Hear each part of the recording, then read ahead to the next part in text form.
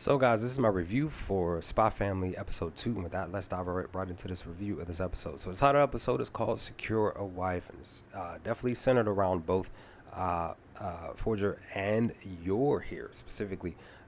Mainly, it's about her, but also too, it's about them specifically. I really did indeed enjoy this episode just because of the fact that stuff that happened roughly halfway. Past halfway of the episode. Now we get the introduction to Yor's character. We get a chance to see her at her job. She's having conversations with her coworkers. They're talking about getting together at this party.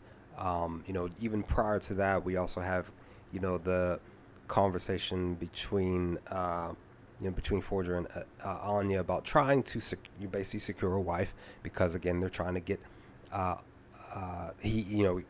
Forger has to have a wife coming into this next step of his mission, and he's trying to get a gist of like lists and stuff like that. His helper, even his helper was hilarious, and trying to do it. He even tried to even dressed up as a woman to try to get in and help him be of assistance. But it was just funny. He was just like, nah, I can't have you join. But I like the fact that. As always, I always say a lot of times in my reactions to these anime, like, what are the odds, right? Forger takes Anya out to, get a change of clothes for her.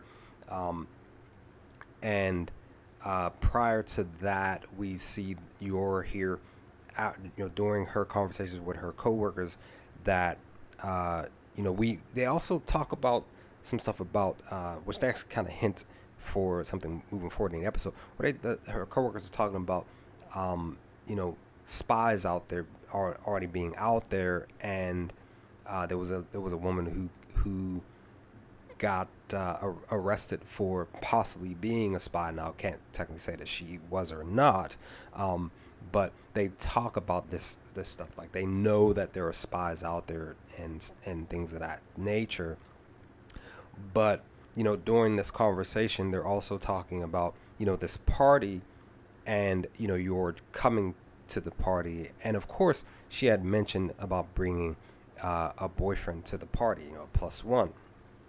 She ends up having a conversation with her brother, Yuri, who is, of course, concerned for her everyday well-being. And he, she tells him that she's going to bring the boyfriend here. I like the fact that her brother, I feel like he knew that she was telling a fib, that she wasn't being truthful in the conversation about going to the party, because she tells him that she's going to this party, and she tells him that I think if I remember the name, I think she said Godfrey. I could be wrong, I can't remember because I just watched the episode. But I like the fact that her brother kind of caught on. It was just like, I'm gonna just talk to him and blah blah blah, this that and the third. She was just shocked, like, oh my gosh, and she was just thinking, like, after she got off the phone with him, like, he probably caught on that I was lying. But in the midst of all of that, she gets another conversation, and it's actually somebody that she like a boss or something like that, and we actually get a chance to see that. We find out that she is not just a regular young lady out in these streets. She's actually an assassin, hired assassin. She goes to take out this high level person at I want to say their hotel room, fancy hotel room, and she actually does. But the one thing I didn't like, though, we didn't get a chance to see her actually, because she has these weapons and stuff like that. So I didn't. They just hinted. They just showed her. They showed like the blood splatter, right? And I'm sitting here like, dag, like I wanted to actually see her do her thing. We didn't get a chance to really see that in that specific spot. We do get a chance to see her fight a little bit, but no, not in that specific moment. It was just like hinting at what she could do with her weapons, but we don't get a chance to see that portion. I didn't really necessarily like that about the episode, but it definitely gives me excitement to actually see her use her weapons whenever the time comes. Maybe possibly in episode 3 come next Saturday.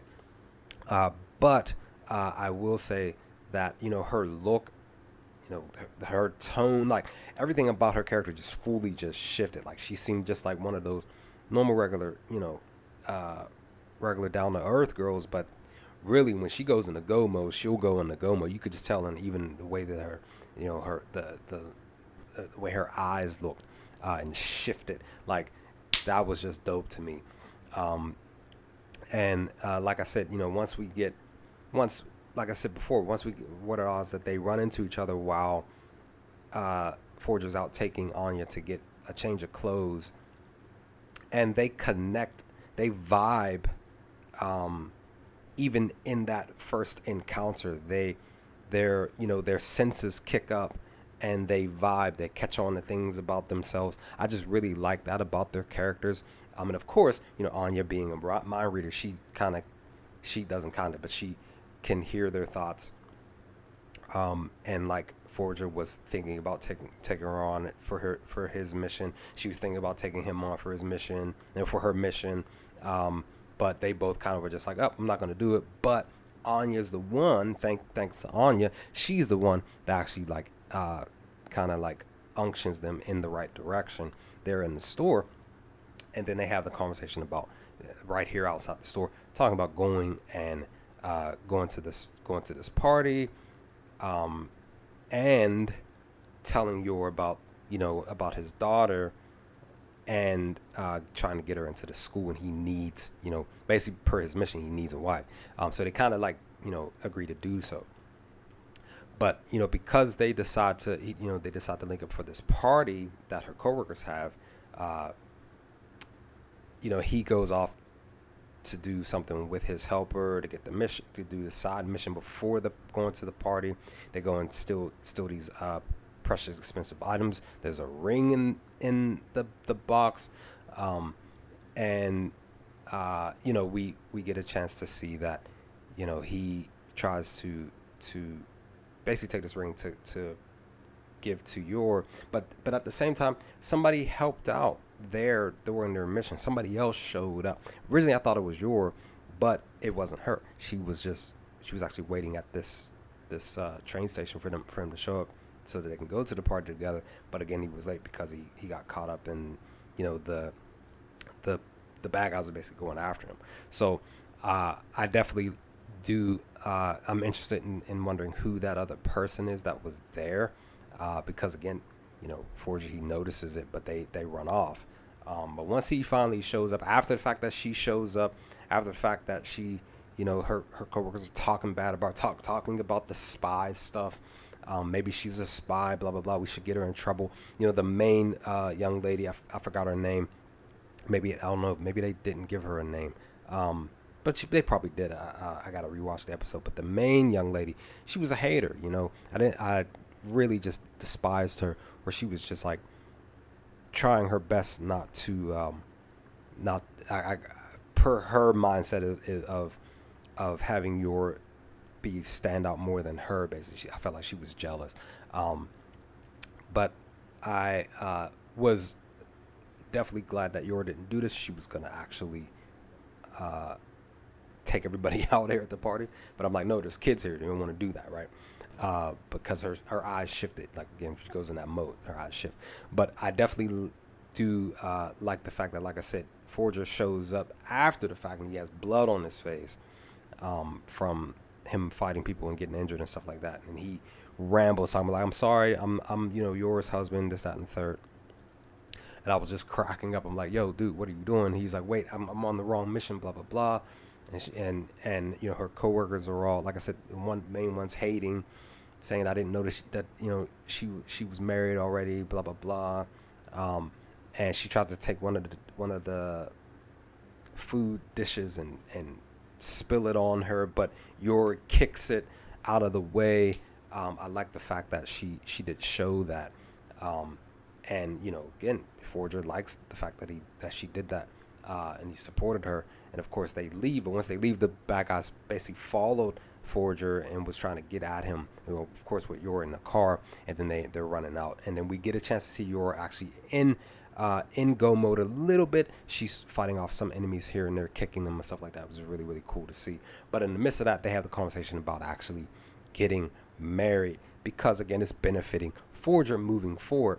She actually brings it up, in the midst of them running. She's like, how about we get married, blah blah blah. It's just like, he's like, what, wait, what, no, what, and I like the fact that he literally just like accept, like, well, let's do it, let's get this done. This has been, again, they're looking to benefit both of each other per their missions. Of course, she's thinking in her mind, I can continue to be an assassin. He's thinking in his mind, I can continue doing this mission with her being my wife. And he, of course, he proposes to her in the midst of them being attacked by enemies. Just really, really funny. But with all of that occurring, I just really enjoyed this episode, guys. Such a fun episode. And I'm just looking forward to the next episode next Saturday. Really interested to see what's going to occur. I haven't picked up the manga yet. Haven't read it. I haven't read past chapter 1. Maybe I'll read chapter 2 after this review. But we'll see what happens. But with that, guys, leave some comments in the comment section below. What did you all think of episode 2? What were your initial thoughts? Let's talk about some things below if you feel up to it. And I will hopefully talk to you all next time with more Spy Family videos. Peace, guys.